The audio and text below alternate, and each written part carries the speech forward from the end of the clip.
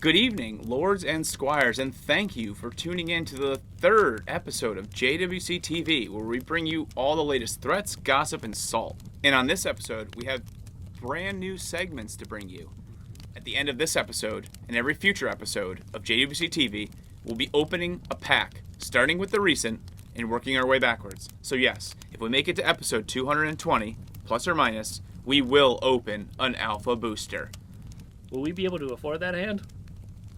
It's only 3 million pennies. Oh, true. All right. So you want to take it away with the updates, King? Absolutely, Hand. We just got a few things to get through before we get started with the show. We are on a short week this week. Game 4 is going to be this Monday, April 27th. We're heading to the bomb shelter for the first time this season. And I've heard the Lord of Infinite is not invited. And after Game 4, we'll go back to our typical bi-weekly schedule. So Game 5 we'll be shooting for May 11th. And at this point, we don't have a host. So, my lords, if there's any takers out there, feel free to hit up the small council. And? Oh. And I could take round 5. Easy enough. Round 5 will be at Mott P on May 11th, tentatively. And last, we have a new and improved Discord server where we will be posting all things JWC, a nice central location for announcements. All JWC TV episodes will be posted there. If you have any Manistink questions, rules questions, and just general shit talk. So if you want to remind Lord of Whispers that all of his championships came pre-merger, great place to do that. And with that, let's get into the game recaps. Start with Table 3 this week.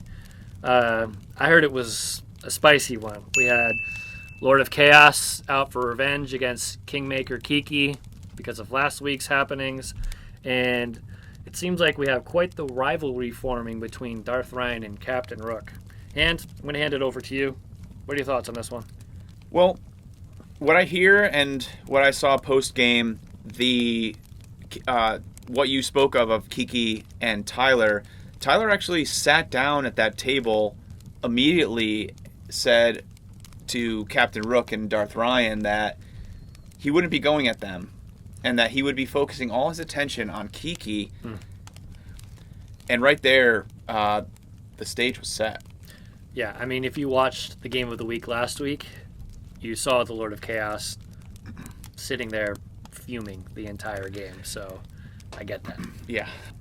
So the rivalry you speak of between Captain Rook and Darth Ryan, what I saw even from the previous week, Captain Rook was not at the same table as Darth Ryan, but before even table settings were happening, or even during the game, he was talking about Darth Ryan's commander, Nekusar. From the table next to him. From the table next to him.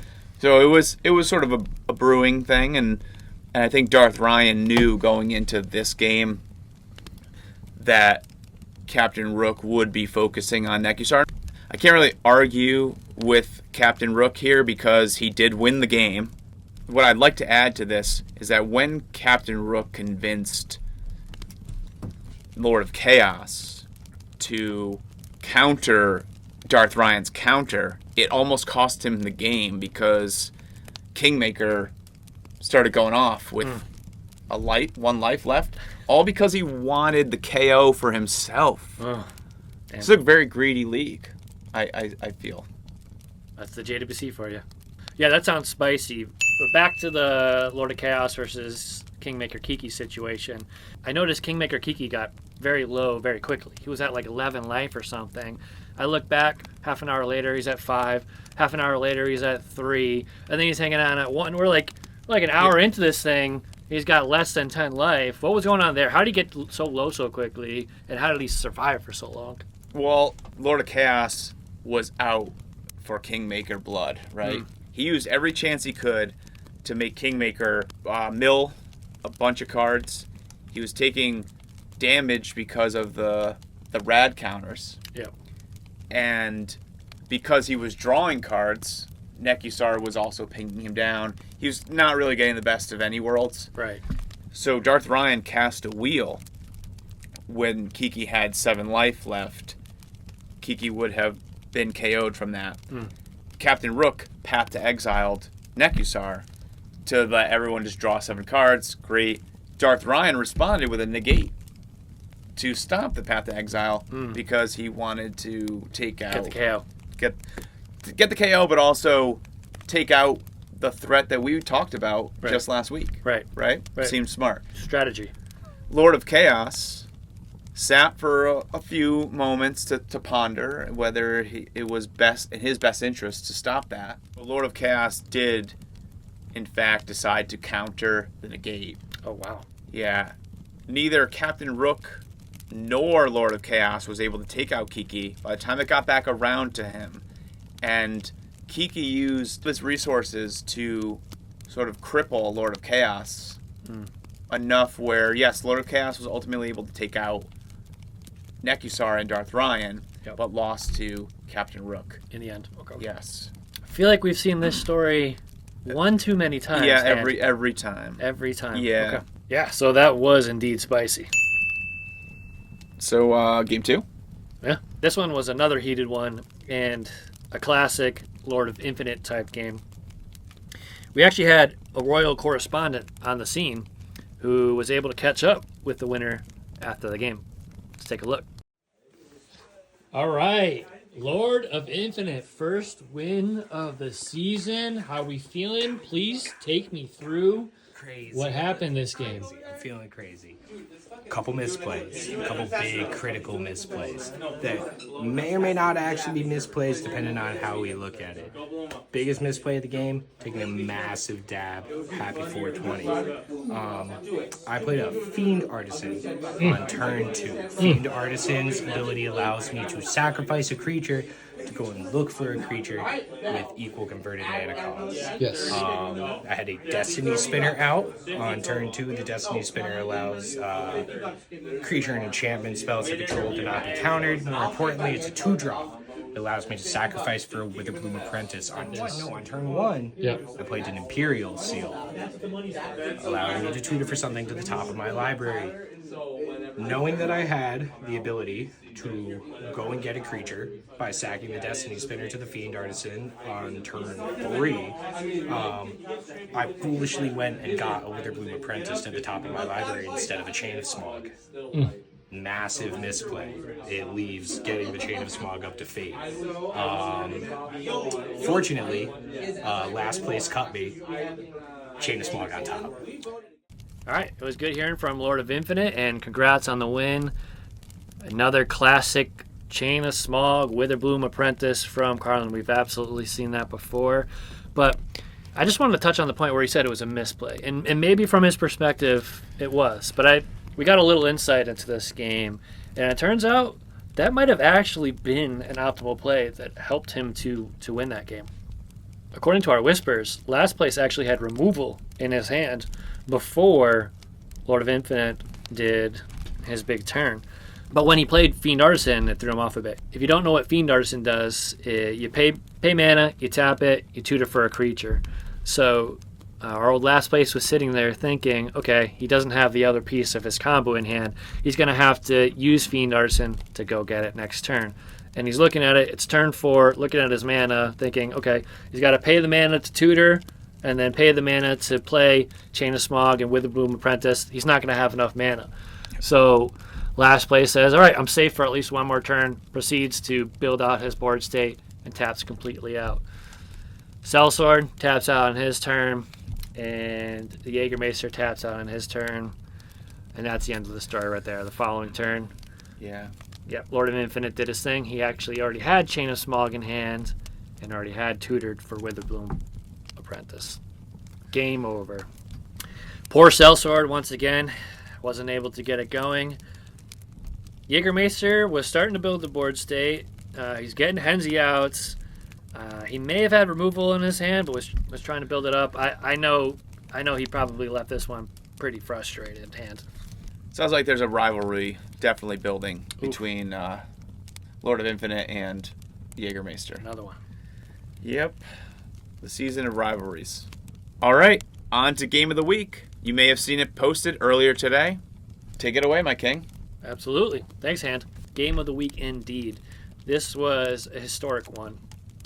While the rest of the realm was burning, these guys were just happy to be there because it was the first time the Soul Accord met since the pre-merger. Goosebumps. For real. If I'm doing my math right, that's season 5. That's 8 seasons. We average about 2 seasons a year. That's like 4 years since we've had this game. And it didn't take long for us to jump right back into this one, I'll tell you. That's back-to-back, because last week we had Fobo. Yeah, wild. The Posty works in mysterious ways. On top of that, this game was at the location where it first started, on the very table where it all started. So wow, it felt like destiny. It was a good night, I gotta say. So yeah, like I said, we wasted no time getting into this game. From the very start of it, Old Whispers was already complaining about my deck with my 1/1 drop creature. Like, what the? And didn't even make fun of your beard, my king? Yeah, what the hell? He did. Ugh, man, it brought me right back to season 1. Oh. Being 4th place all over again.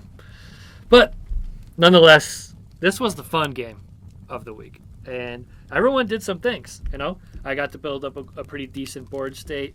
Torgo was doing his thing. Ryan was doing his thing. We did get the Great Hench out. Built some mana.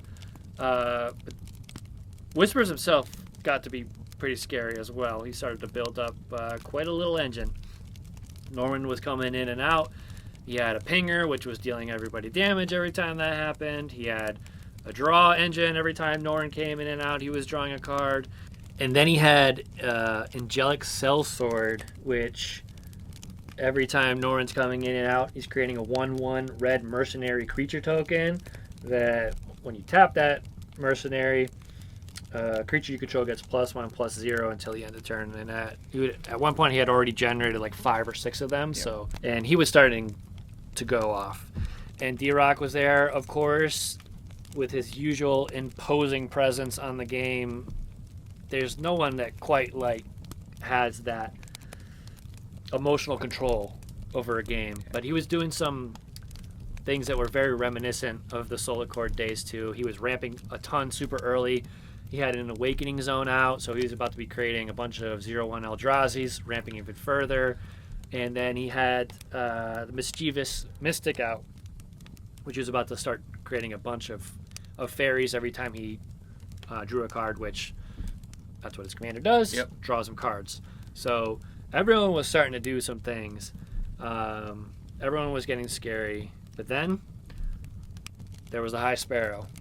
And once again, High Sparrow went absolutely off. But this time, he wasn't missing those pieces that he was last game. So instead of his little doggo, this time he got out the enchantment Intruder Alarm, which effectively does the same thing. It untaps Helga every time you play a creature spell. So slightly less powerful, but it ended up giving him the same result. And the difference this time, though, was he had those missing pieces. So we had Goreclaw, which gave all his creatures trample, and he had Beast Whisperer, which allowed him to keep drawing the cards every time he played the creature, so he wasn't going to lose gas at this point. And then he had a Haste Enabler. So again, not totally infinite, but he was able to draw a ton of cards, generate a ton of mana, play a whole bunch of creatures, give everything trample, and then all in one fell swoop, swing out on each one of the other Solar Cord boys and take the win. Congrats, High Sparrow, on a great game, on a historic game. Job well done. So there's just one more thing to do. What's that? Time to open a pack. Do you want to do the honors, my king? Absolutely. So Streets of New Capenna is not the latest set, but we were unable to locate Lorwyn collector boosters this week. So next week we'll start with Lorwyn. So Streets of New Capenna, it is. I don't know if these are front to back or. All right, I think this is back to front. Nice little foil copy token. I could use that in my deck.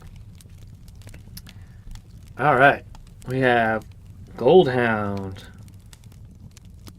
Chaldea Strongarm, Chrome Cat, Make Disappear, Tainted Indulgence. Draw 2 cards and discard a card unless there are 5 or more mana values. One. Yeah. All right. Freelance Muscle.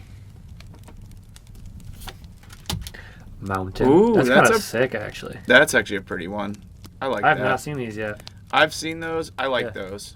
That's pretty dope. I like the full black. Yeah, maybe I'll keep them. Yeah, maybe. All right, we're still in uncommons. Brazen Upstart. Glamorous Outlaw.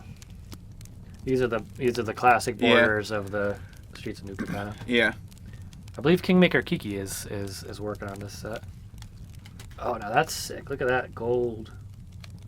Rakish Revelers. Yeah, it's a pretty card. I don't know when we get to the rares here, but here's Oh, our well, first here's rare. Park Heights Pegasus.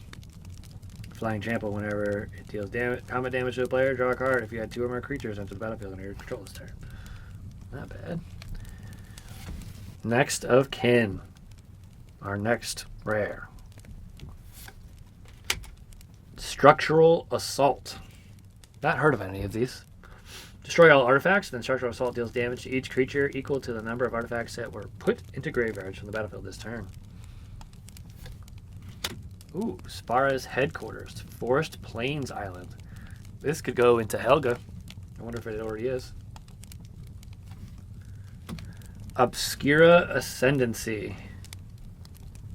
These are pretty dope looking, not gonna lie. Yeah, that's a really cool looking card. That is kind of sick. And our token. Not bad. No crazy hits, but we'll take it. No. That's the first of 220 plus or minus. And that concludes our show tonight, my lords and squires. Remember to tune in Sunday nights at 8 before game day. And always remember, stay hydrated, my lords.